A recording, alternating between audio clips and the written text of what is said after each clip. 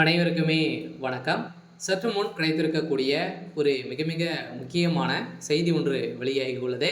சற்று முன் திருமாவை அடித்து இழுத்துச் சென்ற டெல்லி போலீஸ். இது மாதிரி பார்த்தீங்கன்னா செய்திகள் வெளியாயிருக்கு. சதுரடியாக திருமாவளவன் அவர்கள் பார்த்தீங்கன்னா சதுரடியாக உயர்நீதிமன்றத்தில் ஒரு வழக்கறிஞர் பார்த்தீங்கன்னா ஸ்கூட்டரில் வந்திருந்த நிலையில் அவர் பார்த்தீங்கன்னா திடீர்னு அவருடைய கார் மோதிய நிலையில் அவர் கீழே விழுந்து அவர் கேட்ட கேள்விக்கு பார்த்தீங்கன்னா திருமாவளவன் அவர்கள் பார்த்தீங்கன்னா அவர் பலார்னு அடித்து ஒரு மிகப்பெரிய கலவரத்தை அவங்க உட்படுத்தியிருந்தார். இந்த நிலையில் தான் சதுரடியாக இது மாதிரி பார்த்தீங்கன்னா கட்சிக்காரர்களே பார்த்தீங்கன்னா ஓட ஓட அவர் அடிக்கப்பட்ட சம்பவம். அவருடைய ஸ்கூட்டரு அதே மாதிரி பார்த்தீங்கன்னா அவர் அடித்து அனைவருமே சேர்ந்து அவர் அடித்து மயக்கம் போடக்கூடிய அளவுக்கு பார்த்தீங்கன்னா திருமாவளவன் அவர்கள் அவருடைய தொண்டர்கள் பார்த்தீங்கன்னா அதிரடியாக அடித்திருக்காங்க.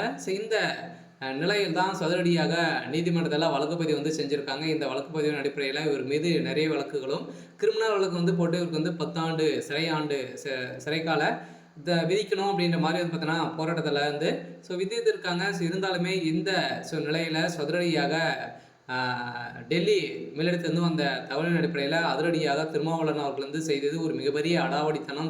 திமுகவுடைய ஆட்சிக்கு முற்றுப்புள்ளி வைக்கும் விதத்தில் இப்போ அதிரடியாக பார்த்தீங்கன்னா திருமாவளவன் அவர்கள் டெல்லிக்கு தூக்கியிருக்காங்க.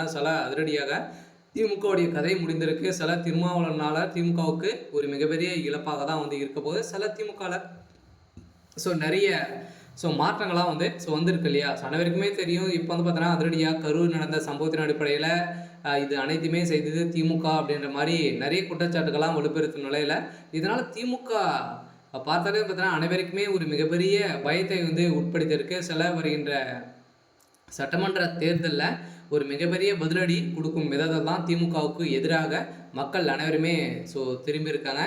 இந்த வகையில் தான் சதுரடியாக பார்த்தீங்கன்னா திருமாவளவன் அவர்கள் அதிரடியாக கைது செய்யப்பட்டு இப்போ டெல்லிக்கு அடித்து இழுத்து சென்றதாக ஒரு பரபரப்பான ஒரு தகவல் வெளியாக இருக்குது. இந்த நிலையில் வாகனம் அவர் வண்டி மீது மோதவில்லை, ஆனால் சிலர் பொய்யான செய்திகள் பரப்புகின்றன என அண்ணாமலை பேசும் நிலையில் இதற்கு வக்காலத்து வாங்கிய எனக்கு எதிராக கருத்து கணிப்புகளை பரப்புகின்றன. விபத்து என்று சொல்லும் வகையில் எதுவும் நடைபெறவில்லை. இது பெரிதும் தலைமை நீதிபதி கவை மீது காலனி வீச முயன்ற சம்பவத்தை திசை திருப்ப முயற்றுகின்றன அப்படின்ற மாதிரி பார்த்தீங்கன்னா திருமாவளவன் அவர்கள் அரசியலாக பேசியிருக்காரு.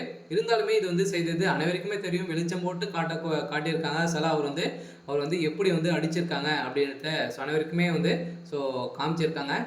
இந்த நிலையில் அவர் இல்லை அப்படின்ற மாதிரி பேசியிருக்கக்கூடிய நிலையை தான் இப்போ அதிரடியாக திருமாவளவன் அவர்கள் அதிரடியாக டெல்லிக்கு தூக்கியிருக்காங்க. அவர் 10 ஆண்டுகள் சிறை தண்டனை வழங்க போகிறதாகவும் ஒரு தகவல் வெளியாக இருக்குது. சரி, ஓகே. இன்னைக்கான அப்டேட் இதுதான். மறக்காம